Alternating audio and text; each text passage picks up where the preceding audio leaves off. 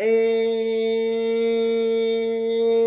what's the motherfucking deal, YouTube? This your boy, Coach Dante, in the building with episode 31. Today, I got my good friends in the fucking building, Eagles fans. I am a Texan too, so don't get it twisted. That's my number one team. But we still, for right now, we focusing on Green Game right now. Got Key in the building. Got my boy Jordy Figther up in the motherfucking building with him. With him every time I make that text message, he always coming. He always in the building for me, man. Shout out to y'all. Shout out to two people in the stream. We know we gonna have some more in the stream. So big shout out to Key in the building. Big shout out to my boy Jordy Fighther. So we gonna start with Key in the building. Tell the people where they can follow you at, fam. As always, I'm Key, and I'm always in the building. Y'all can definitely find me Yep. on Twitter, Key in the building. Hit the YouTube page, Key in the building. Also, IG Key in the building. I got you covered when it comes to all of Philly sports. Born and raised in Philadelphia, whether it's the Philly Sixers, Flyers, and the Eagles. So I'm always around. Mr. Jordy, family. Tell the people where they can follow you at. You can obviously find me at Jordy Fighter if you don't already know. I got my 3 podcasts for the Celtics, the Fighting Irish, and the Eagles, where I share my depression in not only their moves, but the unfortunate injuries, because that's what happens every year with all of those teams. But go check that out, and big plans for the foreseeable future. Oh man, like I say, especially for the stress that we had go through on Thursday on that day. Just to let y'all know, I turned the game off at halftime. I was done. I couldn't watch man, no more. Don't Couldn't do watch no that. more. I was in Lindy and Zone. I was in Lindy Red Zone stream, man. We both going crazy about that. What's good, SMG? What's good, baby? How you doing today? How y'all doing? All right, let's get into it. Right now, we gonna say that Eagles for last because they don't deserve to go first because they didn't score no points the other night. So they don't deserve to go first. So we gonna get into the NBA schedule. The NBA schedule came out. I believe that was the other day, and as far as I know about the Rockets, we played 10 out of the 11, 10 out of the 15 games. My Rockets, we got a number playoff team, 10 out of 15. The 2 games that we got opening night is pretty much winnable games. But like I say, Philadelphia 76. What do you think about what y'all team schedule? What do you like about that schedule? And how do you like about it? I gotta pull it up real quick because I did see it briefly. And like right off the bat, the Nets. It's like the first thing. It's like right off the bat. Damn, you gotta give us Brooklyn. Can we ease into Brooklyn? Like you gotta give us Brooklyn right then and there. I mean, it's the Nets. We gotta go up against the Bucks. Like we getting hit hard. The Nets, the Bucks. Gotta play the Celtics. Toronto, Charlotte. Charlotte should be fun. Regardless if D'Angelo makes the team, I think he should make it anywhere in the NBA now because he did prove himself. Whether it's with whether it's with Charlotte, he definitely should be in the NBA. Gotta play Detroit.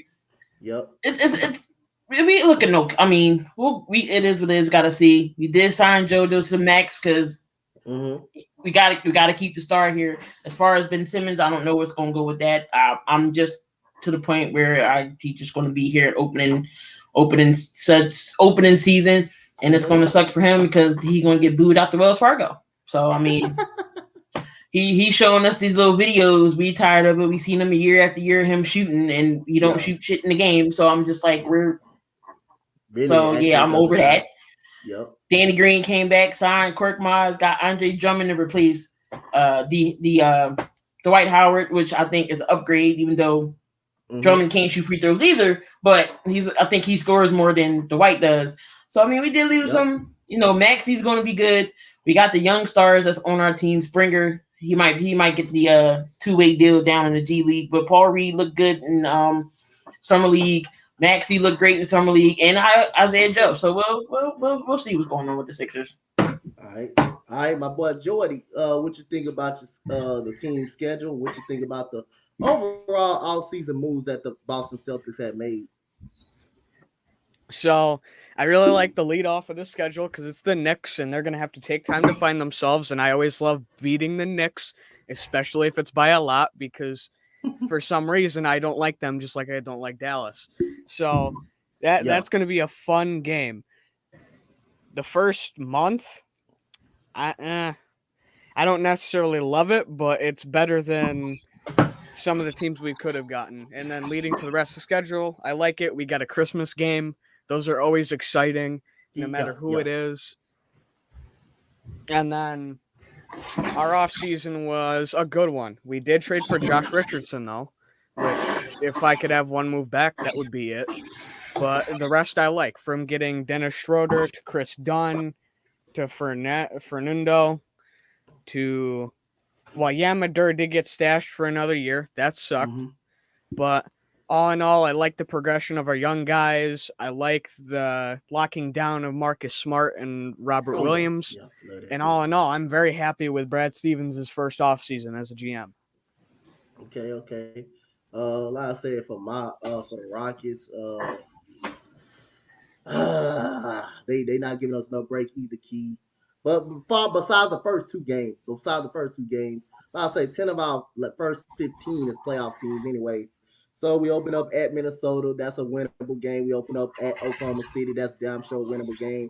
But then again, he goes. This is what a toughie start. This is what a toughie start. This is what they and don't forget the Rockets don't have no TNT ball game, so that shows you how much they actually feel about the Rockets. So after those two games, we played Jordy, we played Boston, we played them the third game, we played Dallas, we played Utah, LA both times back to back, Phoenix. Mm. So that's brutal. That is brutal for the Rockets. You play Denver, Golden State, they a playoff team. Detroit, you got Portland, you got Phoenix, Memphis, OKC, but I'll say that's a brutal rough. But like I say, after the first two games, basically, you have a brutal rough. We have pretty much a brutal schedule after that, after the first two games. But anyway, I'll say, give me some of the games that you excited about your team. I mean, like national games that y'all key that you excited to see and that you excited that your sister's gonna play. Give me some of the national games, I ESPN, mean, TNT games. I could go into not saying that I'm not excited. Of course, I'm always excited when basketball rolls around. Like I say, Mm-hmm. when I go to work every day, I go down 95, so I gotta pass all the stadiums. So I pass Lincoln. I'm 10 minutes away from the stadium, so I pass Lincoln Mm-hmm. Financial. I pass Wells Fargo. I pass the Citizens Bank Park, and then when they have home games, I'm stuck because Yeah. everybody trying to merge over, getting this one lane to get to the stadium, and I'm like, y'all had me stuck in traffic. Y'all better win these games. So as far as because I was stuck Thursday when they had the preseason game, I was like, oh my god. You better. Um, I'm glad you didn't get it now. No, I was supposed to go to one of those games too, and I would have been highly upset if I was Mm, there because I probably would have left early. Um, but as far as the schedule goes with the televised games, I'm not sure which ones are televised. I didn't look down the mm-hmm. whole list. But I'm sure Lakers is usually Yeah. Yeah. televised Always. games. Yeah. Some of They them, got the prime. I bet the Nets they is lead the probably league. prime time or Yeah. TNT, whatever they give us. So, I'm just worried, just seeing what Ben's going to do. Look, pretty much it's going to be 5-on for basketball. So I don't know what the season's going to do. I don't know. Got to see some preseason games if he's going to be there. Now I'm gonna try to be more. I'm gonna try to go to some more Sixers games this year. I Mm-hmm. didn't get to do it this year because the whole COVID thing and them tickets was ridiculous. I understand y'all trying to get revenue back, but Jesus, not no $200 for no just a seat. And that we talk about nosebleeds. We talk about higher up. So I was like, no, I'm watching on TV. So, but no, we just gotta see what the bench I'm more worrying about than the Okay. starters. It's when the starters get a break, who can we rely on coming off the bench? Shake, Cork Mize. We got George Yang from Utah. I'm excited about him. The prime the big markets are going to get the prime time. So Yeah. whether it's the Lakers, the The Nets, Knicks, Golden State, those games we're Brooklyn, going to see on all of them. TNT and Yeah. all them, Yeah. ESPN. Yeah. All them. Jordy, my boy Jordy, what games you see the Celtics being excited going against? What games you see primetime games? If y'all do have any, so what teams are you excited for your Celtics? I'm gonna get to your questions, Josiah. Go ahead. So I'm excited for our leadoff game against the Knicks because I love playing the Knicks, just like the Lakers, because it's that healthy bit of rivalry for now. Yep. But that first Knicks game, I'm pretty sure is televised nationally. Lakers, they're always good to be playing nationally. Those are always good games. Later in the season, we do have the Sixers. That's going to be another exciting one. But all in all, there is a decent amount of primetime games that I'm excited for this year. Okay, okay. Well, we don't have any, so I ain't got no prime time game to point out. But we don't have any prime time game like that. If you want to say NBA TV, that's the closest we can get. But like I said, I'm excited to see the Lakers, man. To see if this team healthy, how can they fit up? I'm very excited. Like I said, I don't know if we're gonna have Eric Gordon. I don't know if we're gonna even have John Wall start the season, but I just want to see the potential of this basketball team when healthy because we haven't had a healthy chance this season. So we're gonna see. You said the Rockets have one. That's probably ESPN. That's probably against Detroit, I believe. Yeah, yeah, that's who it against. That's just one. That's just one. Let me go. You said you think the Cavaliers could make the playoffs? Well, I'll say the bottom of the half of the East is weak. The bottom of the East is kind of weak. From 1 to 6, you can kind of say that's pretty much the strong suit. But the bottom half, anybody can snag the AC. I got the Hornets in the AC. I got the Hornets making that final gag in the playoff spot. I got the Hornets, but it's possible. That's if you keep Colin Sexton too, though. It depends on if the Cavs can hold on to him. What's up, my boy Bird Game? What up, my boy in the building? You said will Wood play 5 or 4? Wood is the eventual 4. He's not a 5. He can play on both, but he's a 4. His actual position is a 4. You said Cleveland don't have any primetime games this season, so the Rockets have one. That's all you can say. So Rockets have one. we play y'all 2 games in preseason. Who you talking about the Sixers and Rockets? Oh wait, no, my bad. I'm looking at that's the Yeah, Toronto. yeah. We play y'all 2 games. We do got y'all 2 games though. We do got y'all 2 games. He said, I think AFC are playing. Well, either one of them guys can get to the play-in or AFC. It doesn't matter. It doesn't matter though. Any one of those guys can get into the AC. But like I say, the bottom half of the Eastern Conference is kind of suspect. The top half is pretty decent. Top half is pretty okay. The West, everything is tough in the Western Conference. Everything is about tough in the Western Conference. That's why it's so hard to predict those Western Conference standards. Who's going to make the playoffs? That's why it's so hard. The East is a little easier because you got the first 6. You do have the first 6. So first 6, 7, if you want to call that, then it'll be tough to call a playing games as well. It'll be easy to call a playing games as well. So again, I got a question for you, Keith. Again, so uh, how do you feel? What do you feel the Sixers need to do to have a great run this season? With Ben Simmons or without Ben Simmons, what do you want to see this coaching staff improve on? What do you want to see this team improve on coming into now that we know the schedule? Now we know that people are set in free agency. What do you want? What do you see? What do you see? What is the biggest strength and weaknesses of this team going into this season? What do you want to see them improve on going into the season? Gotcha. So being that we was number 1 seed, I think they.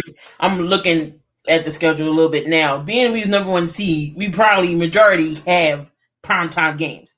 Yeah, TNT, ESPN, whether it's here in Philly, but majority we're going to have primetime games because we was the number 1 seed last year. Now the yeah. biggest weakness on the team, we all know who that is. That man that has the number 25. Until he's gone, I don't know if the Sixers can. Unfortunately, I don't know if we can get far because he again, we playing 4-on-5 basketball. He can't Yeah. shoot. What point guard? He's not a point guard. Yep. What person gets paid $1 million not to shoot a basketball? That's the whole name of the Whew. game.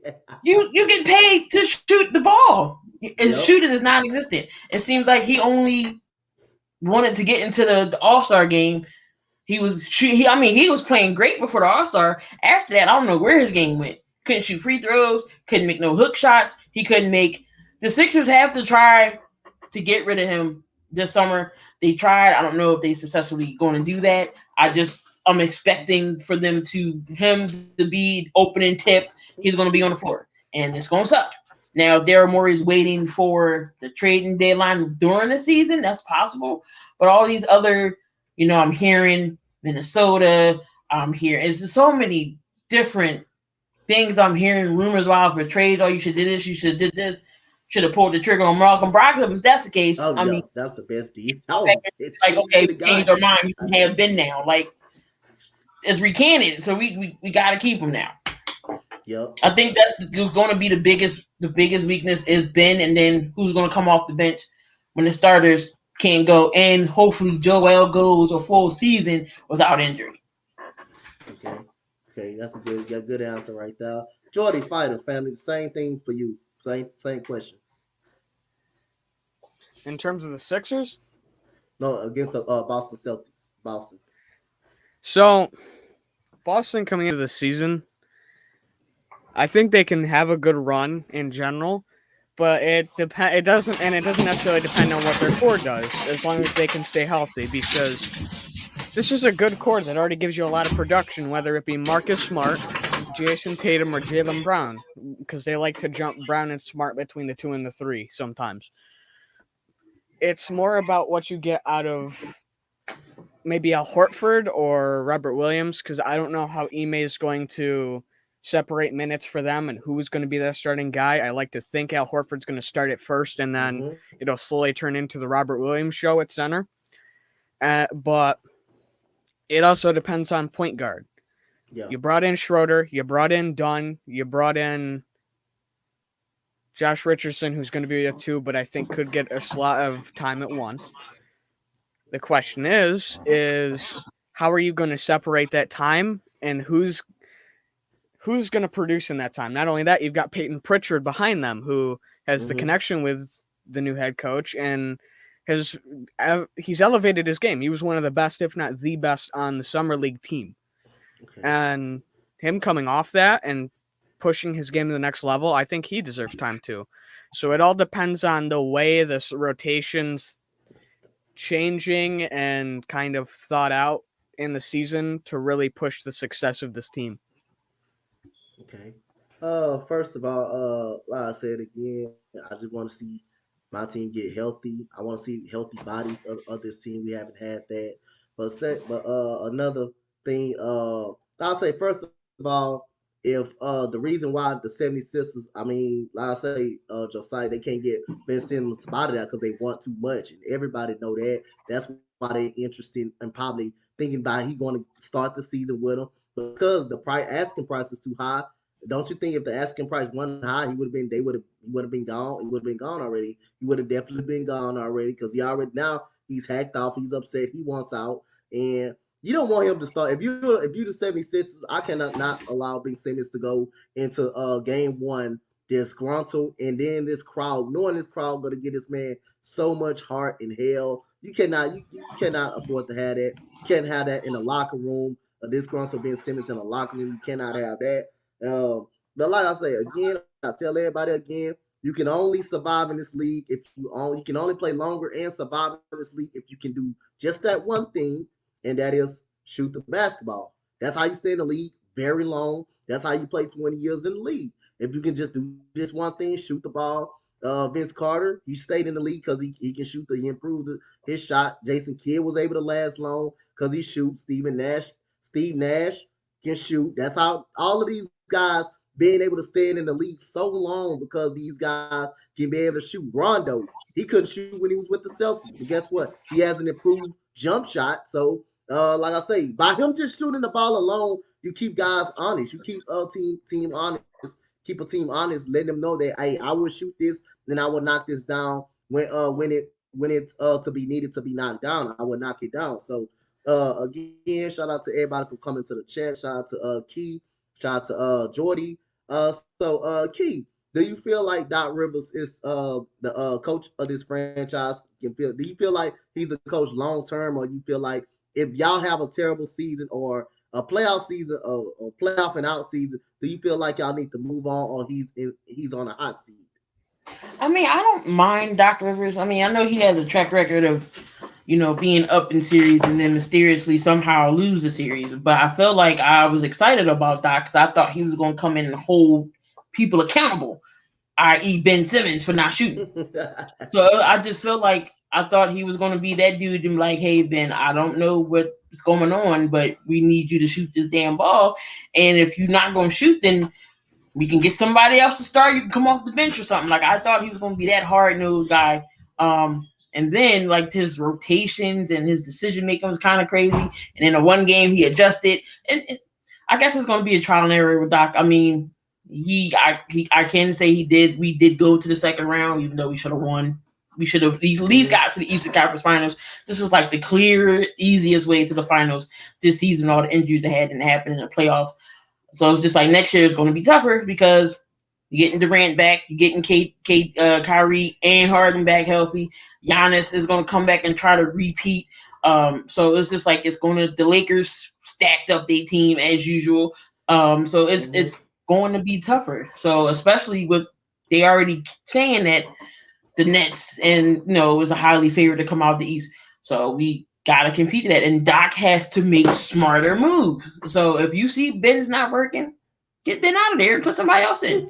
I do think Maxey might get more time only because of he's a true point guard and he's not just gonna come half court just to pass the ball and then go in the dunker spot. Like no. Mm-hmm. I mean, like, do you feel like if the Sixers do make a big move, like say if it's for Beal or Dame, but I can't worry about Beal because he haven't asked out. But Right. Dame, I mean, you expect him to ask out sooner or later. But say if it's Dame, do you put Maxey in the deal? If it's Dame, do you go chunk Maxey in the deal for Dame Lillard to go inside of MB? Do you make that move? It's going to be tough, and it sucks as much as it sucks. You probably would have to put him in a deal as much as it sucks. But you probably to get a caliber player like Damian Lillard, yes, you would have to throw Maxey in the deal. I mean, we still have Isaiah Joe, who was going to, who did well in summer league, and we got Jaden Springer, a young guy. He only 18. He can develop a game, but we would have to throw Maxey in the deal if we was trying to get a Lillard. So I mean, I'm gonna give you a deal to propose. And if you was the GM of the Sixers and you trying to win a championship, you sign MB, and I think that's a great sign because you want to keep your franchise player happy. You want to show him some respect that he's worth the money. He definitely deserves that money right then and now for what he did because he did dominate the whole season. Besides of the injury, right? Besides of the injury, I thought he would have probably been the MVP if he didn't get hurt that in the middle of that year. But I mean, I'm gonna pose you put a deal. So if you're the GM, would you sign off on this deal? I give you I'll chunk you Damian Lillard. I'll chunk you Damian Lillard for Maxey, Thibault, and a couple first round picks and Ben Simmons. I get Ben Simmons off your book. Would you take that deal? Would you throw the deal out? Oh my God! You would have to throw in the tees. Yep. If the Portland Trailblazers call in and say that's what they want, would you pull the trigger? Would you pull that trigger? I'm gonna. It sucks. I would have to because that's Okay. Damian Lillard, and that's the key piece that we're missing. I'm gonna have to sacrifice.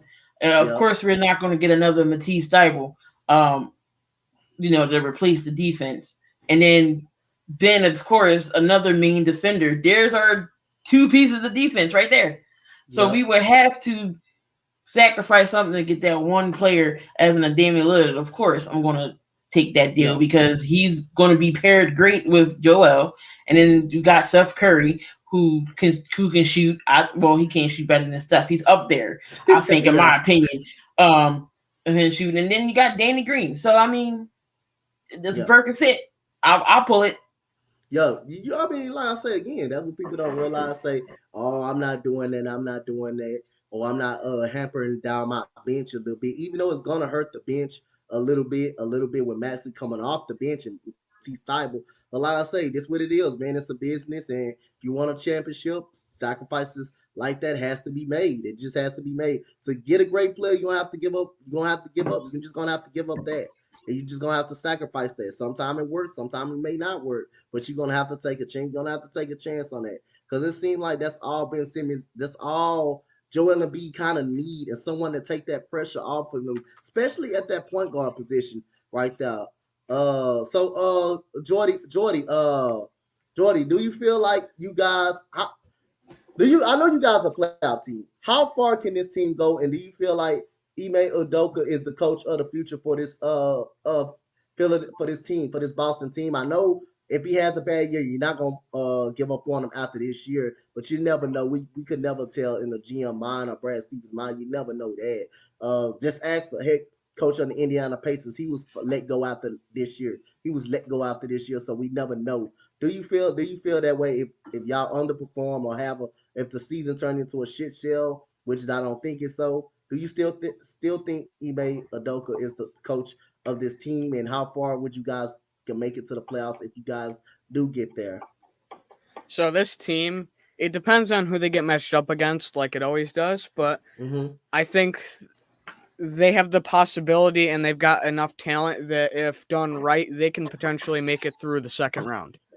Okay. Farther than that, I don't think so. But I think we've got just enough that if you can take on the right teams, as long barring injury, if you can take on the right teams, that it should be an easy job for these guys. Ime Udoka, if something happens or there's a bad season or the team kind of takes a year off in terms of making the playoffs or being consistently competitive, I don't think he's gone. He's already got a Yeah. connection with Jason Tatum. He's got a good history. He's a different coaching style. He carries a little bit of Brad Stevens in terms of coaching style with him, but he's also got a style that Stevens didn't necessarily bring to the table that I think both are going to be beneficial together. Stevens, with his mind, with the way his mind is and what he said from GM spot, I don't think there's very much of a chance Ime does go, even if it's a horrible season. Mm-hmm. And not only that, Ime is connecting with a lot of these guys already. There's Okay. connections with Peyton Pritchard. I think he's already making a bit of a connection with Aaron Nesmith, another young guy. Okay. So there's a lot there that he's already built on that I'm happy about. And there's a lot of good things I've heard about him, especially from Brad Stevens, that leads me to believe no matter how bad he does, he's not getting fired after 1 year.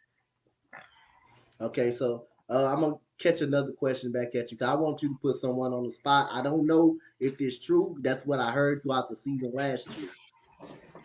Which one of these things is why do you think Brad Stevens got promoted to GM instead of staying the head coach? I heard it was some friction in the locker room. Him and the guys weren't getting along. I heard he lost the locker room. I mean, is it true? Is any of that true? Is any of that true? Is the reason why he went to the GM spot? I think there could definitely be a little bit of a tie-in between the locker room and why he moved, but I don't think that was probably a leading factor, especially with a guy Okay. like Brad. Okay.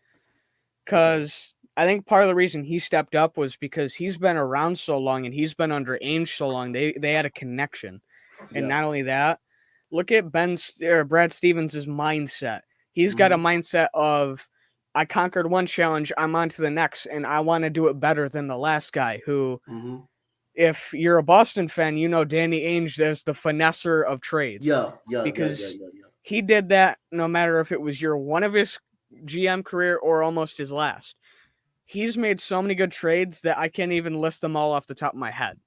Mm-hmm. So I think locker room definitely could have been a factor. That's something we won't truly know until a lot of these guys are gone and somebody starts talking about it. But I don't think it was the leading cause. Okay. Oh, one more question before I go to Key. I'm gonna chuck something at you. During the year that y'all made that last year, y'all made it to the Eastern Conference Finals. Did with Isaiah Thomas, right? Was that the last year y'all make it to the conference finals? I'm pretty sure. Okay, so would you would have done that trade with Kyrie, disgruntled Kyrie wanted to leave Cleveland and trade Isaiah Thomas? Would you done that trade in Isaiah Thomas' best moments of his career with Boston? Would you made that trade? I know about the hip problem, but would you still have done that trade knowing Isaiah Thomas really loved that city? Would you would have made that deal? Would you would have pulled the trigger if you was the GM on the Boston? So would you pull that trigger? Yeah, because you're not going to get Okay. an offer like that twice. And Boston, for the most part, for the last couple of years, has been known as a place like players would come in, do great, get traded, and then fall apart at other teams. It's happened Mm-hmm. a few times. So this is a spot that it was known for getting the best out of its players. I don't know if they'll keep the same reputation under Ime, but this was a place where you'd get the best out of your players. You saw IT didn't necessarily do Mm-hmm. as good as he did in Boston after. Yeah. and I think that was a mix of moving where he didn't want to and regression. But I Right. liked the trade at the time. I still kind of like it, and I would do it again if I had to. All right. All right, Keith. Brett Brown.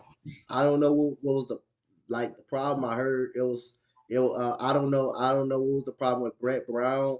I heard some about that too as well. That he kind of did the same thing. Kind of lost the locker room. Joel Embiid was upset when that last Boston series that they lost when the Sixers got smacked around by Boston twice. So what do you know about that situation? Why why Brett Brown was fired? Brett What happened? Brown was fired because it was time for Brett Brown to go. Yeah. Um, his rotations were stupid.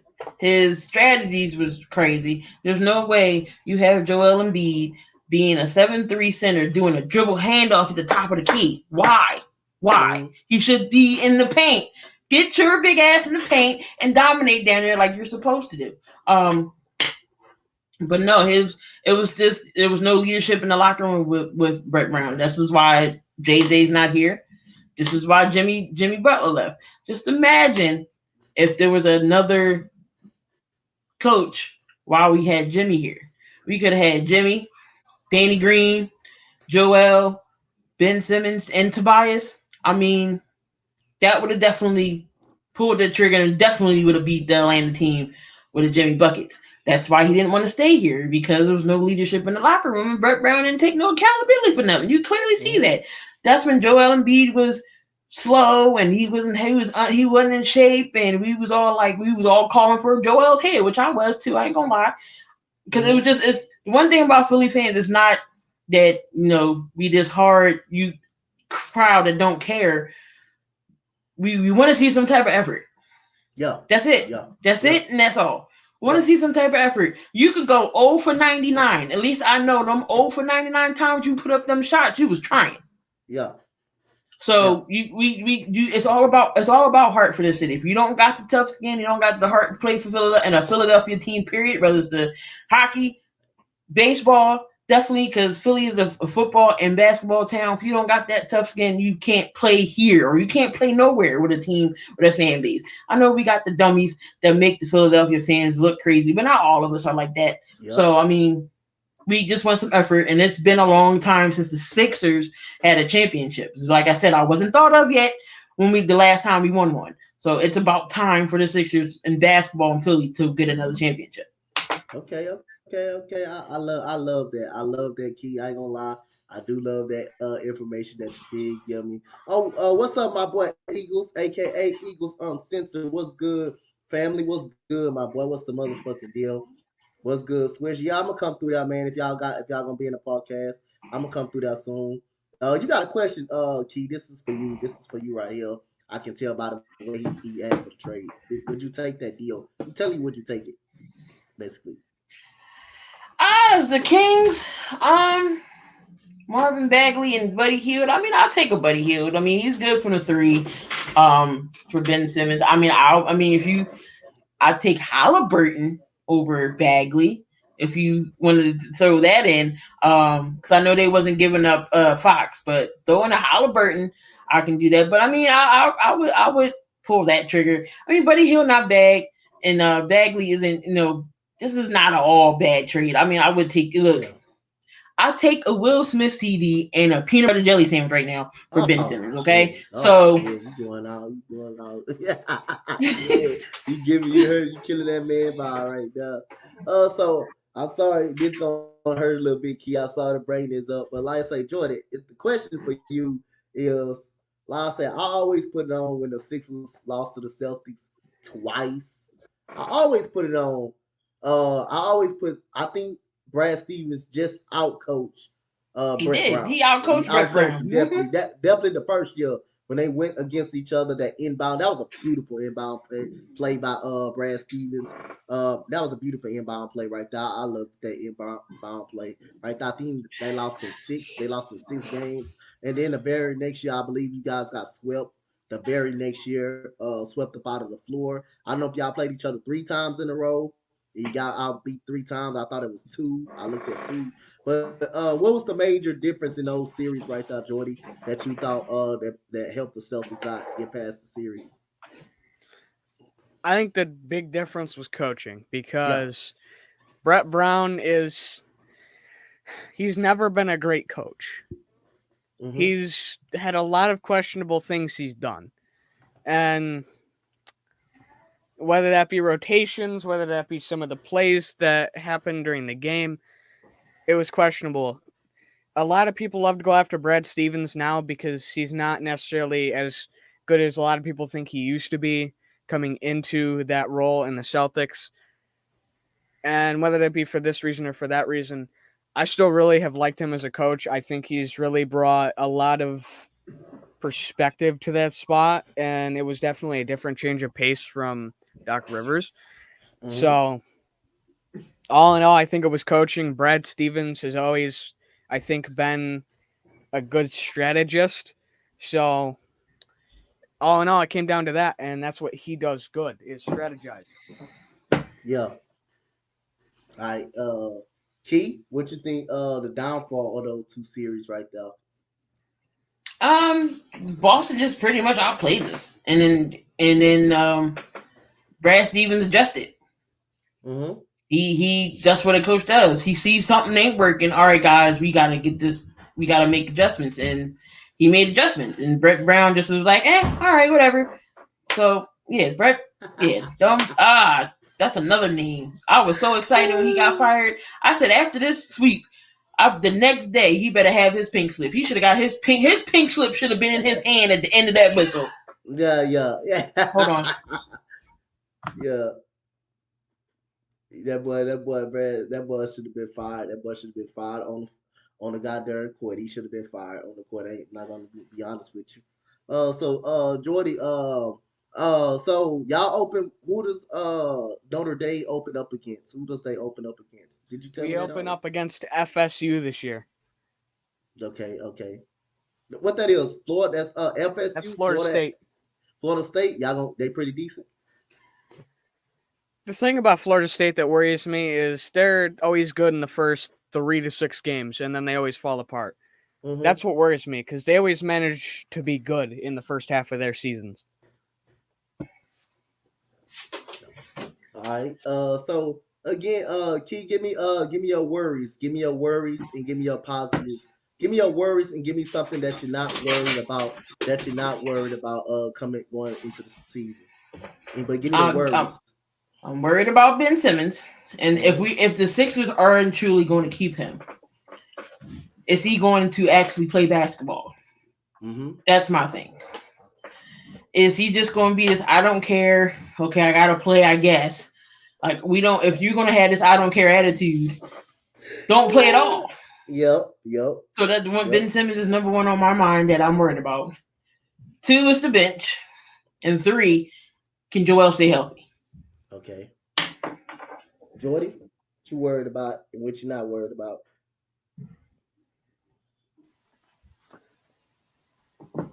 What? I Sorry, I said, just what you returned back. work? You good? What your work? What is your worries of the Boston Celtics season? What is your worries? What is your worries? What is you not worried about going into So the season?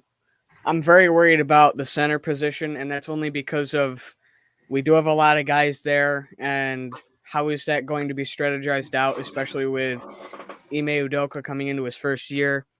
Point guard, I'm always iffy on point guard when there's not a guaranteed guy there because Boston's been a team that's always had the guaranteed starter there that's going to play a lot of minutes for years, whether that be Rondo, Kemba, Isaiah Okay. Thomas, Kyrie.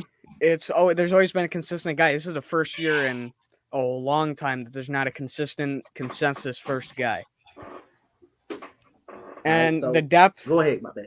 My fault. the My bad. depth at Go ahead. small forwards another thing too, because we've heard a little bit of Josh Richardson may play forward guard, and I don't know where Aaron Nesmith's going to be in terms of NBA level Mm-hmm. play. So that worries me a lot.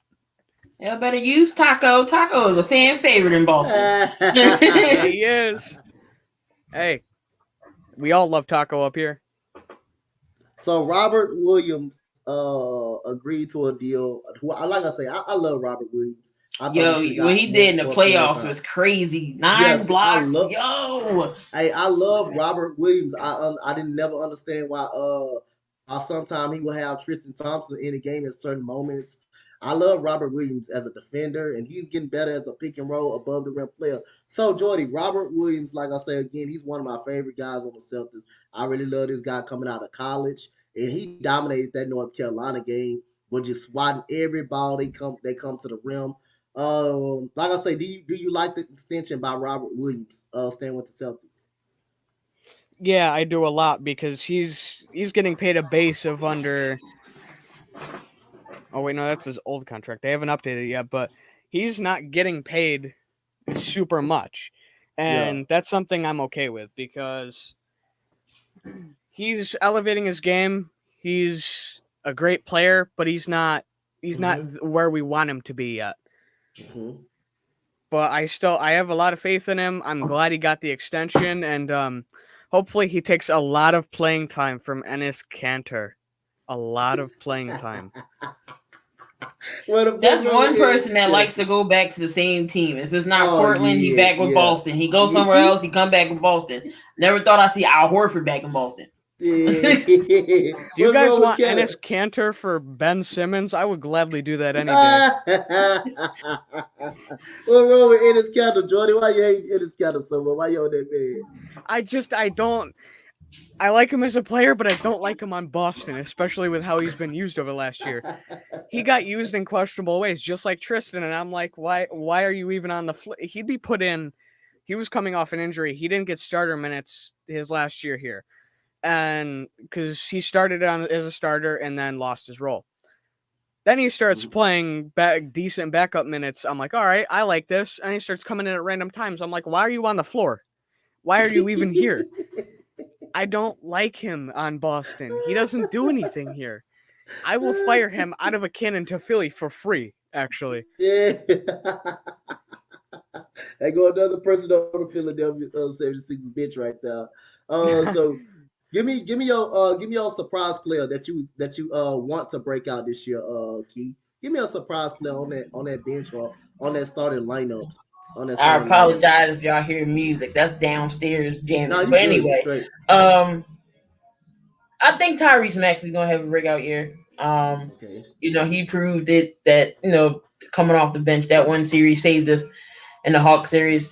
I think Doc is going to give him more minutes. I think he's going to be the sixth man off the bench and not Shake. Mm-hmm. But no, I could definitely see Maxey being contributing more, and he's going to be that breakout guy. Okay. All right. Jordy, give me someone. Give me someone. Peyton Pritchard. He's Okay. someone that I've been. He's a favorite of mine, especially since he landed in Boston.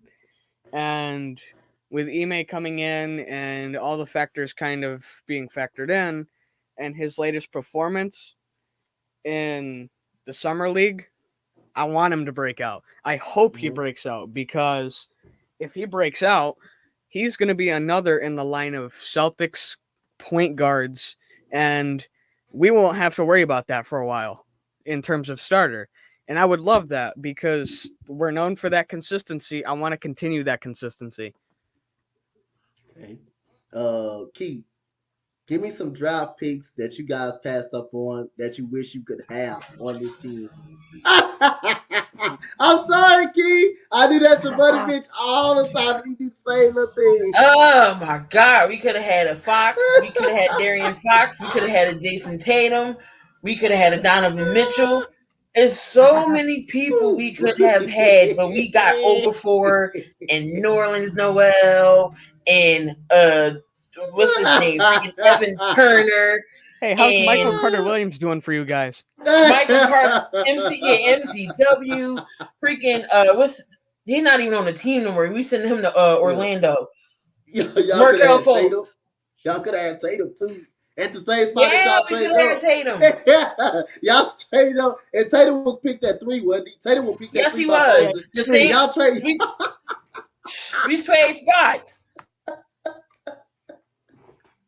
Oh, sorry, I made that up to money bitch all the time. Hey Jordy, give me somebody. Give me somebody that you wish you could have taken. I know it didn't hurt you guys too much, but give me something that you wish wish you guys would have had. There's nobody that really sticks out as a first kind of name for me, really. Mm-hmm. I don't I know. I know the think I Sixers have done some trades with Boston, and I know Oh, that sent Greg Williams down there. I'm like, we could have had Williams, but we swapped picks. It was crazy. I think I'd have to look into it if I really want to find yeah. somebody. Man, the Boston Celtics fleecing y'all, huh? They fleece. That's they how it fleece. always is. They finessing y'all. They finessing y'all. So Jordy, was the Brooklyn Nets just better than you guys, or is it what you guys did not do in the series? Honestly, they were a team that was better than us. But Mm-hmm. one thing I will point out that I point out all the time now, and I've been pointing out since those games happened, we were competitive through 4 of those 5 games through the first 3 quarters. Mm-hmm. And we were competitive, which means we're probably competitive through the fourth. But once you kind of get into that last Mm-hmm. minute, the game's over. That's where the garbage time points come in, and that's where I kind of factor that out a little bit. And people don't realize how close a lot of those games were without Jason or Jaylen Brown, with Yeah. Jason Tatum dropping a lot of points. The bench didn't necessarily step up, at least at center at times, besides Robert Williams, who had a show every time he hit the floor when he wasn't hurt. And Mm-hmm. Kemba, his knees are dust. So Yeah. that kind of tells you all you need to know. But all in all, that I loved the performance we had against a Brooklyn Nets team that had a three-headed monster and Joe Harris when he's not shooting for the rafters. But it is what it is at this point. Oh my god, it's funny. It's funny. Give me your Key, give me your top five Sixers of all. Give me your top five favorite Sixers. Top five favorite, not all Top time. five favorite Sixers, of course, the man on my wall. It will be Allen Iverson, all Okay. time favorite guy. Little man, big heart. Went out there every night on the floor. Didn't care if his leg was broke, head was hurting, whatever Yeah. injury was, he put it all out there. To the point where at one point they didn't want him in the game and they had to hide his shoes. It was like he is not starting, hide his shoes. To the point where he Mm-hmm. went to go tell the ball like the people in the locker room he gave him money to go to Modell's to go buy him some shoes. Like that's how passionate AI was about playing basketball. You're never Yeah. gonna find nobody that's gonna play like that. Yeah. So it's AI. Of course you gotta go Charles. Um, AI Charles, Joel Okay. is my top three. Dang, Dr. J of course can't Mm-hmm. have a Sixers history or lineup without a Dr. J in your lineup. And Mm-hmm. then I'm going to go my last one. I'm going to say, I'm gonna say Aaron McKee. Aaron McKee, he was a Philly guy. He went to Yeah. Temple in Philly. He played for his hometown team. That was just crazy. And he came off the bench and did what he did. So I'm gonna go Aaron McKee. Yeah, I like that list, especially I like Aaron McKee. The Sixers that 2000 year when they played the Lakers, they got about like 6 people who won trophies, did they? And who won five people. I mean, with Eric Snow. I mean, again with Aaron McKee played on something broken. He played on a broken foot. Somebody played on a broken foot. I don't know if that was Eric Snow or one of these guys, but that Sixers team was beat up and they still competed against the Lakers. And I AI think it was still was Eric able to get Snow. them a win. Yeah, Eric Snow had a broken foot. Like I said, Yeah. I would Ben Simmons. Eric Snow is better than Ben Simmons, and I gotta tell you Oh yeah. something. Oh yeah. Eric Snow was pretty good. I liked it. Eric Snow. Like he I wasn't a liked it. shooter. He wasn't a Mm-hmm. shooter. He sucked shooting, but he shot when he had to, and Oh he was yeah. a point guard. He facilitated. He ran the offense. Mm-hmm. Mm-hmm. I like that all those guys. I remember that team that everybody called that the weakest team to make the playoffs. But that team, one thing you can't take away is you gotta have this, man. And that's what this Sixers team had. They had the heart, They had everything. They never gave up. They never quit. Especially Allen Iverson, that 2 point shot, the crossover over Tyronn Lue in that epic shot right there. They lost 4-1, but they competed in every last one of those games. Theo Ratliff got hurt. They traded him to for Dikembe Mutombo. He was solid. He was The a great Timbe referee. just was a no match for Shaq. Shaq was Yes, going there yes. and they're elbowing him and lifting that man Ah, off the floor. And I'm just like, it's no match for the Kimbe is no match for Shaq. He can't. yeah. And like I said, I loved that Sixers team, man. That Sixers team was pretty good, man. That was pretty one of my favorite teams of all time. Like I say, Matt Geiger was okay when he did get his time, and like I say, Tony Kukoc was even fine, was even pretty decent, man. So, Jordy, man, give me your top 5 favorite Celtics, man, and give me your fondest moments of the Celtics franchise. So top five, Yeah, it's favorite, hard. not of all time, but Yeah, your top favorite five Celtic. favorite. It's hard Yeah. to pick. I gotta say Ray Allen, one Mm-hmm. of the best three shooters in the game, and especially on the Celtics. There's some stories about Jesus him. Shuttlesworth. The truth, Paul Pierce. He brought the attitude. Mm-hmm. Always a great player on game night. Hmm. Larry Bird, the ultimate trash talker. There's Oh yeah, you legends gotta about have him. him. Yeah, yeah. I know him and Magic Johnson had some great battles, awesome battles in the finals. One game he said, I'm going to drop 40 with my left hand, and did it. Oh yeah, Not Larry every Bird was player that. can say they've done that. Larry Bird was that type of player. He's that type of guy. Kevin Garnett, because, he's another one who had a style of attitude that just can't be matched. And Mm-hmm. Jason Tatum, as much as I hate to say he's a Duke guy, because I grew up in New York, we hate Duke, Syracuse, but Tatum is probably competing for one of the better players right now, one of the best young players right now, Mm-hmm. and he just carries a game and an attitude with him that just you don't see it every day.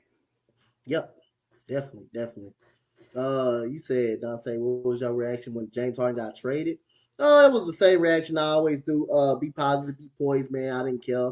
Like I say, like I say, by me being a coach of a football team, anybody that's disgruntled and ain't happy, hey, I don't care. Hey, get your ass out of my team. I don't want you. I want guys out here that want to play the game. I want guys out here that want to play, not coming in and being disgruntled. Or if we decide to keep you here and you want to throw balls at teammates and stuff like that, no, I will stop you from playing back. I will stop you from playing anything. If you don't want to be on this team, you're not going to give effort. You will not be on that field or on that damn court if you don't want to give no effort. That's just what I feel like I say with James Harden. So at the end of the day, I'm a Rocket fan. I'm not a James. I was a fan of James Harden when he was there, but I'm a Rocket fan.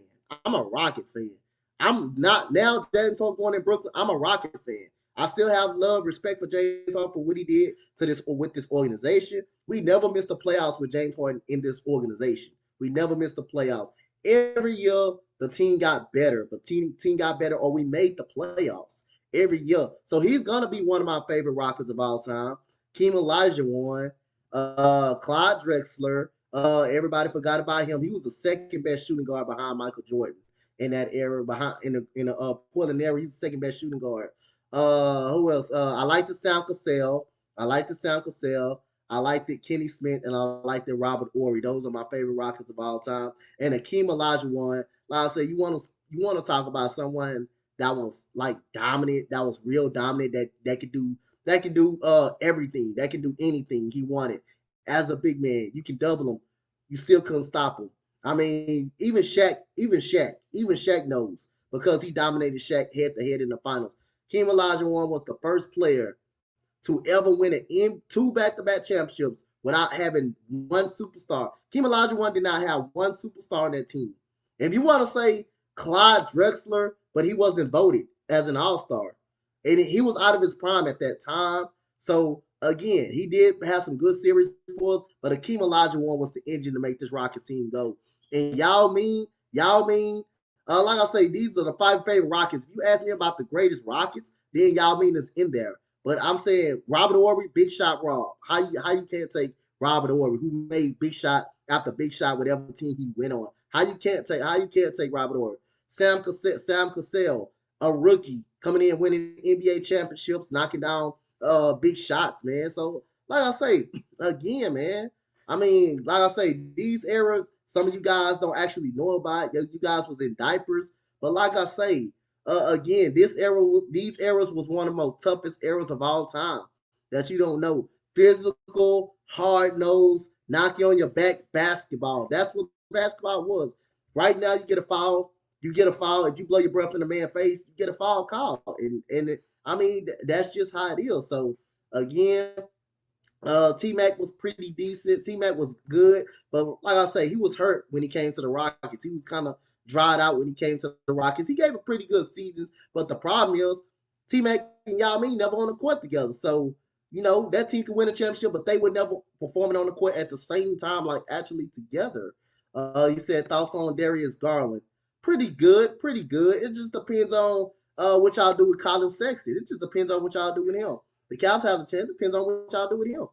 I heard y'all don't want him, and like I say, I heard he in trade rumors, so it just depends, basically. You said it just depends. It just depends, basically. So, I really don't want to get to the subject, but we got to get to the subject. The Philadelphia Eagles now. Oh, nah, Key, I know you laugh. I know. But we got to touch on Philadelphia Eagles. It was sad. It was a shit show that day. It was, like I said, I legitimately turned the game off at halftime. I wasn't going to waste my time. I was like, you can't blame Flacco because his offensive line, he had the second and third stringers. Why is Matt Pryor still on this team? I have no clue. He just couldn't do anything. I did like Miles Sanders running. Gainwell looked good. Sucks we lost Jason Kroon. We lost another tight end. So that means definitely Zach Ertz is staying. Zach Ertz is going to be Zach Ertz, Goddard, and Richard Rodgers. Oh It's my going to be the tight ends. All right, Jordy, But go ahead. My bad. Go ahead, Keith. no, you good. But you can't blame Flacco. You can't blame Flacco for that. Devontae looked good. His route running was pristine. The defenders are going to be crazy trying to guard him to get open. He dropped some balls. He shouldn't have he dropped, but he's a rookie. He's the regular. That's what I'm not worried about regular season. It's preseason. We got to get the nobodies who's not doing effort to making this team to make the team. Like Nick Mullins, I wasn't watching another half of that. That's why I turned the game off. I wasn't watching the second half of Nick Mullins. Get out of here. Jordy, what you saw? What did you see that night, Jordy? Give me something. What you see that night? Give me what you saw that night, man. I already know, Jordy. Yes, I know. Okay. Disappointment. Now, the first team looked all right. Hurts was kept out because of a stomach injury.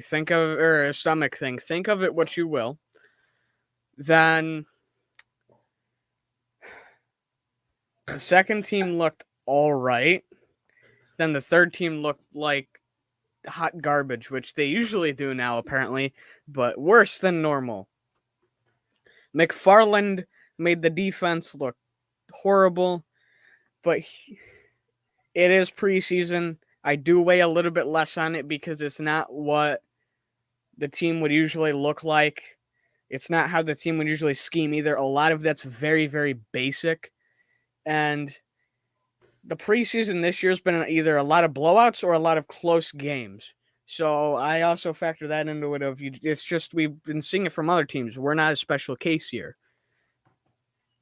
But all in all, hey, 2-pick Nick didn't throw 2 more picks last game. So that makes me a little bit more happy. Then again, at this point, we're going to have to start calling him 2 turnover Nick with how bad he is. And I've joked we should call and see what Josh McCown's doing, or maybe even like a Carson Palmer or Eli. But right now, I'd rather see what a guy from like Walmart or something's doing to play in his place, because he's a horrible quarterback.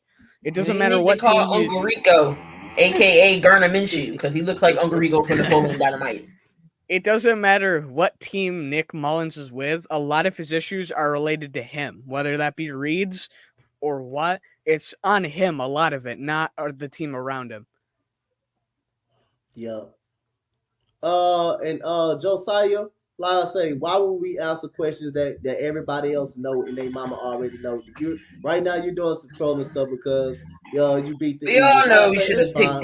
DK over You JJ. already We all know. know this. You already But know that. Howie's So why stupid. answer the questions? That's Howie's Why we fault. gotta answer that? Something.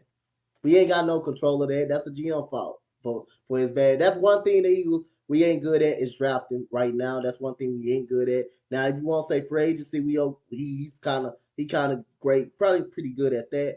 But like I say again, everybody on Twitter, man. But when we got beat like that, everybody on Twitter, like I say, and again, Key always talk to me, pretty much calm my nerves down on that point. Just preseason, but I understand just preseason. I don't care about the wins or losses. Preseason again, I know you're evaluating this team, but 35-0, and you got Goose said that don't sit right with me. That's more like that reminds you of a little league score right there. That just reminds you of getting beat like in little league. But how about coming into a game, showing fight, showing effort, showing that you want to make this team, that you want to audition to make this team. How about showing if you don't get picked to get on a practice squad or this team, you can audition for another team. How about just doing that? Maybe another team want to watch you, want to get some tape on you, want to get some watch. Hey, I want this guy. I want this guy. How about show that light? That's the thing. That's what I'm saying. So that's why preseason is so important. You're not looking just to this team. You're looking to auditionally hoping to go to another squad and produce as well and get your opportunities. But right now, we don't look like we have guys that want those opportunities right now. Like I say again, we had a million missed tackles. How many times we're gonna miss tackles in the backfield? If you want to make this team, we had a million missed tackles. We had guys that was getting in the backfield that will miss a tackle. We got number 40, 42 running all over the place, like a Tasmanian devil. Every time they run the football, they get yards. And not yards, they get positive yards. They get 17, 15 yards. Why can we not stop the run right now? I understand it's preseason, but like I say, that is a level of concern because you want to have depth on this team. And right now, you don't know who you can trust that have on this team with us going out there looking like. So, Key, like I said again, give me your positives. Go to the positive. Let's go to the One positive. thing Go I to the can positive. say about what I did watch in that first half, that the linebacking core is going to be good. Yeah, Because you know, yeah. for a while, we was always talking about the Eagles linebackers. Alex Singleton, whenever a linebacker has to tap his helmet to get the hell out of the game because he's tired, that's because he was all over the place. You did not see not one play that Alex Singleton did not make. Yep. So Alex Singleton is going to be good. TJ Edwards is going to be good, and Wilson is going to be good. So that's going to be a duo for the linebacking core. The linebacking core played great. Um, so that was a positive. Devontae, Yeah. again, we got to see Devontae Smith out there. You seen his route running. Yes, he should have caught the ball, but you did see he can catch the ball and he caught it, and then he did his little move and then he got first down. Devontae's going to be fine. Eagles trying to give up first round for Dillon and trade him. I mean, hey, I mean, he's been struggling during camp, so another team can pick him up. Yep. The Rams, Dallas, because what's his name, Smith over there for Dallas, neck injuries. Yeah. He's always getting hurt. Who else could use him? The Steelers could use him. The Rams could use him. Dallas could use him. There's plenty of other teams who needs an offensive tackle. Mm-hmm. So, well, I'll take a first round pick for Dillard. It all depends on where he goes, but yeah, the linebacking core is going to be great. Of course, we had some stars. Of course, Isaiah Riley, he's going to be okay. McPherson, we all know he's not going to be a starter, and it showed. He'll make the team, but he's not going to get thrown into the wolves. So I mean, those were some. The linebacking core was the positive, and Alex Singleton was all over the place. Okay. Gabriel, this is not a call-in session stream. If you see my title say call ins, then you can call in. But it's not a call-in session stream. This is a regular like episode stream right here. This is another other one is going to be a call in stream when I celebrate Big Play Slay 500 subscriber tomorrow. Like I said, that will be a call in stream. You can call in on that stream. But guess what? Every call in is gonna be about like 5 minutes. Unless you're already on, it's gonna be about like 5 minutes. Okay, Jordy, give me your positives. Give me your positives. My positives? Well, Yeah, everybody, the third team made it easier to know who's going to get cut. yeah. Not only that, they made it a lot easier for J-Jaw, Elijah Holyfield, and maybe even Craig James to make the roster. So thank you, third team. You guys are helping me tremendously. Like I say, I'm going to say, like I say, I agree with Key on Devontae Smith. And again, he hasn't played in an actual football game.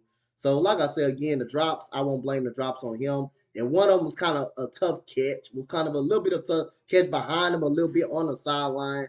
But like I say, if you get your hands on those passes, you have to catch those. But like I say, it was his first preseason game. I don't kind of hold him to a certain extent on that part.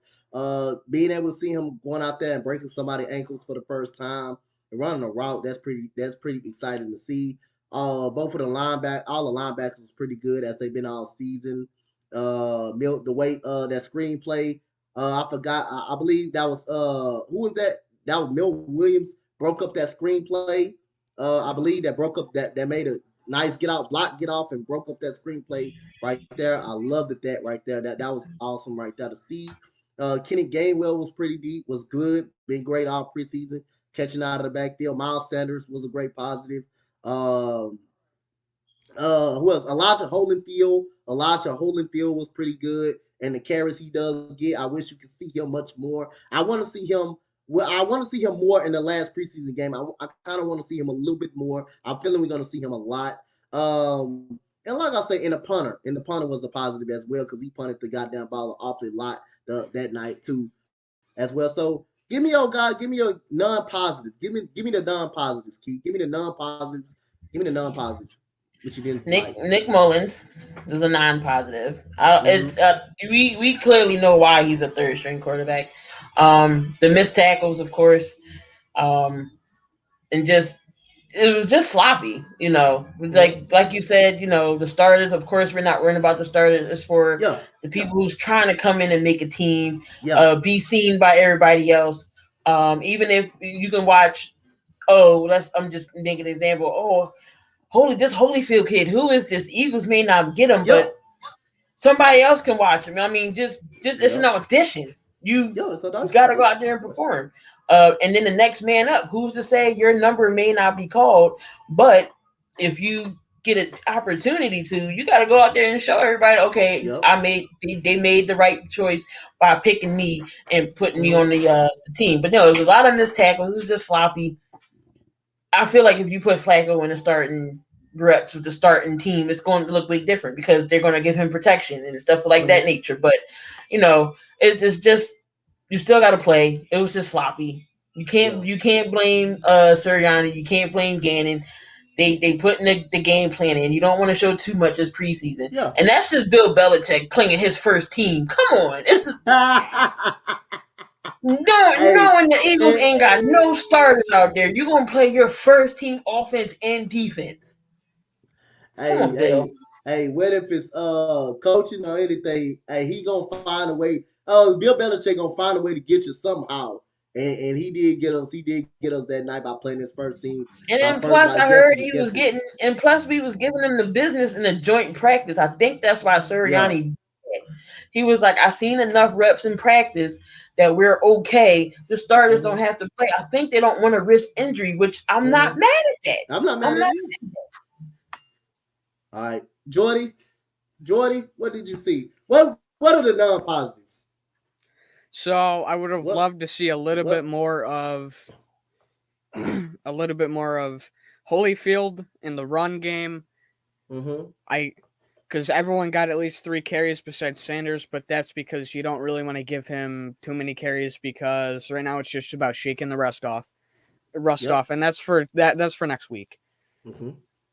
Gainwell was targeted a little bit in the passing game. That got me excited because that's the back we were promised. That's the back we're getting. Kroom did go down. That sucked. That really did. Because he was fighting for a roster spot, but at this point, it's next man up. I don't know if he was going to make the roster anyways because of the sheer depth, even without Tyree Jackson. But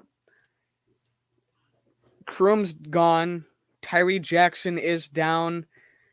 And the problem with Tyree Jackson right now is you can't put him on the physically unable to perform. It's too late. You can't IR him or he's out for the season until you reach week 1 and he'd have to be on your active. And then you can IR him for 3 weeks and then 3 weeks is the minimum. Then you can bring him back whenever you need to. But not only that, the tackling from some of the second and most of the third team sucked. That was atrocious. Really bad. Atrocious. But hey, at least they showed us who's going to get cut.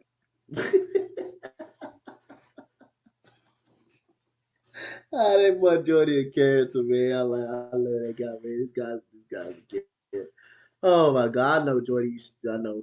All right, so give me some guys that's on the hot seat. A couple, if you can name some guys that are on the hot seat at by the third preseason game. So we know some cuts are gonna be made. It got to go down to 80. We don't know if anybody has been cut yet, but give me some guys that got to step their game up. Give me some guys that got to step their game up in the last preseason game, before the last preseason game, or some of the guys that y'all feel like that's on the hot seat. I mean, Pryor got to do better if he want to step up. Pryor, I don't know why he's still on the team. I don't know which center was in it. I think it was Hellberg.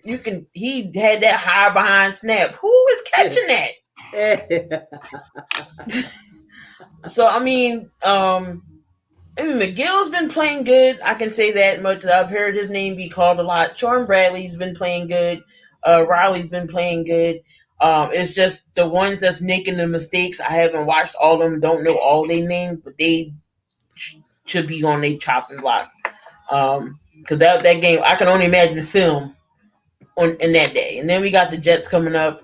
I'm not guaranteed to see no starters. We're not going to see no starters in that game. So we just got to at least go out there, at least get a win with the backups. We'll see. I feel like they should have brought another QB in. Shoot, for all that, let's see Greg Ward at quarterback. He used to be a quarterback. Put Greg Ward in the game. Yep. Jordy. So, I will say Jaquette and Seymour are definitely on the outside looking in and are on a hot seat right now because with how I have this cornerback room lining up, your last two in are probably going to be Scott and James. So they're definitely going to be on the outside looking in.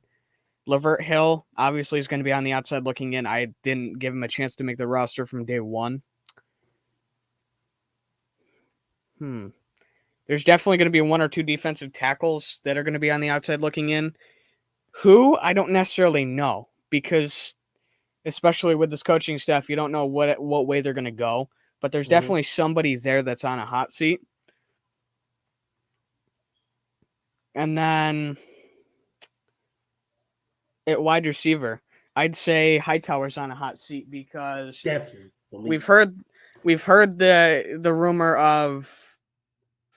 apparently from someone close to his camp that he's having a lot of trouble with the mental aspect of having a drive for the game.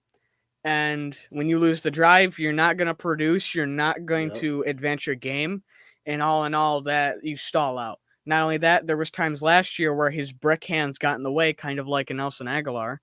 And not only that, there was times last year, I think, where he just didn't look motivated. Like there was one pick early in the season where it looked like he went to go up for it, but half-heartedly went up for it, and it got picked.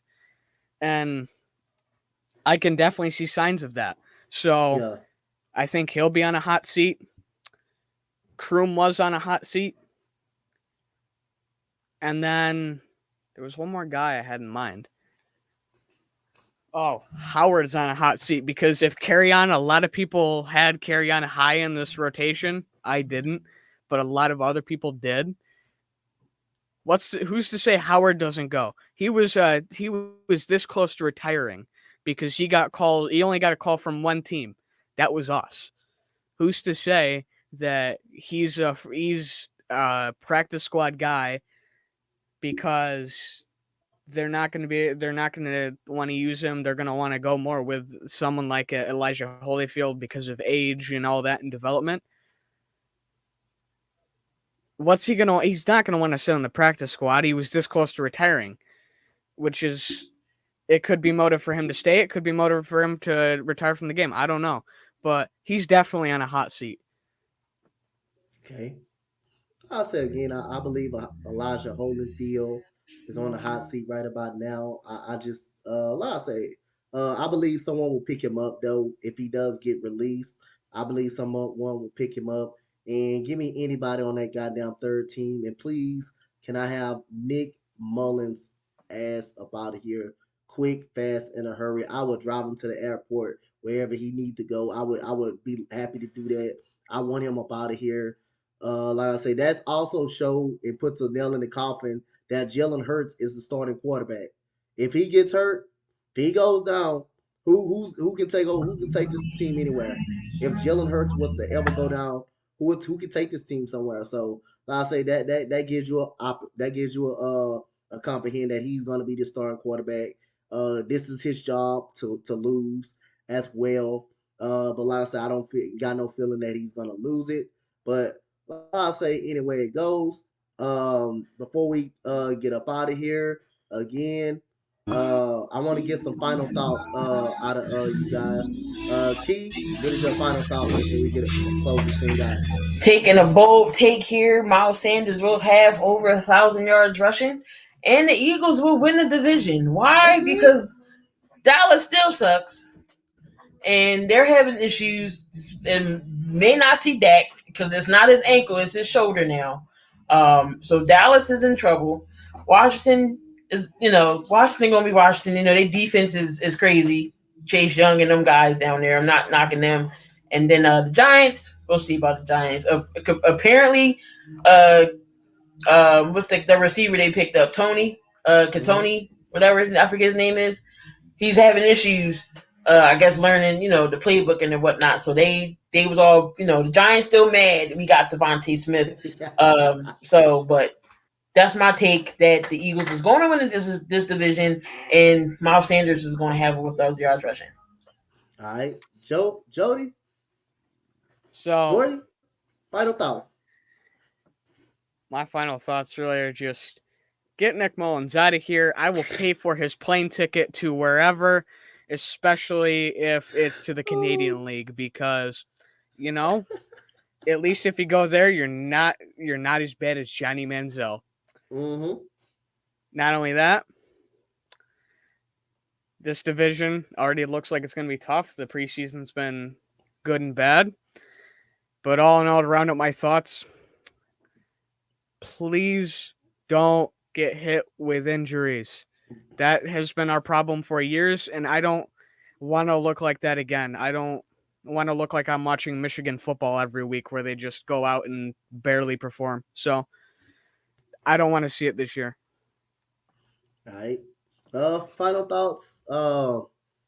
Get into week one healthy. Stay healthy throughout the season. Keep Jalen Hurts upright. I want to see these receivers. Like I say, stay healthy as well. Uh, again, we're gonna finally see in week one what this coaching staff is about, the game management and everything. We're gonna finally see everything coming to fruition and what the potential of this team can be. Everybody's saying, predicting. I know it's hard to predict everything and like, are we gonna be good because of the guys out there that we got? We got Quez Watkins, he's speedy. Jalen Rager making one-handed catches at practice, and like I say, Devontae Smith breaking ankles. But that's practice, preseason, regular season, week one, Atlanta. I don't want to hear no more of that. We got to go out there on that field and show up. No excuses. We got to go out there on that field and show up. So, like I say, this ain't all about the one-handed catches. This ain't all about the breaking ankles. This ain't all about the burning guys off the line. Week one is when we actually got to show something. And you're gonna get a great glimpse of all that. This coaching staff, how they manage the game, if it goes down the stretch, you're gonna get a glimpse of all that. So we're gonna see week one, and after week one, where we're gonna stand as a fan base and this Eagles team. You're gonna see the real shot of this Eagles team and what they're about. You're not gonna panic week one. We know that, but that would give you some concerns on how this team, if this team play that bad, that would give you some goddamn concerns. So, in order to do, we're gonna close it out. Big shout out to everybody in the chat. Big shout out to Key, Miss Key in the building. Big shout out to my boy Jordy Fighter. Miss Key, tell the people they can follow you at. Again, make sure y'all sub to me on YouTube. I'm trying to at least get to 200. Trying to get to the 200 club. I'm at 140. I'm at 184. So y'all can Oh, you subscribe like 16 at wins. Key in the building. Again, I got you covered on all Philly sports. I'm on IG Mm-hmm. as well and Twitter. All Key in the building. All right, my boy Jordy. So you can find me at Jordy Fighter on YouTube. I got my 3 podcasts for the Celtics, Fighting Irish, and Eagles, where I share my depression of all our moves, all our injuries, and all of that, and complain about Nick Mullins. So find me there and stay for the great podcasts and the Michigan insults, but you can find me there. All right, those of y'all know Coachdonte YouTube, Coachdonte 31 Twitter, Instagram. As we saying, we gonna go out. Fly Eagles fly, go Eagles go. We out, you guys.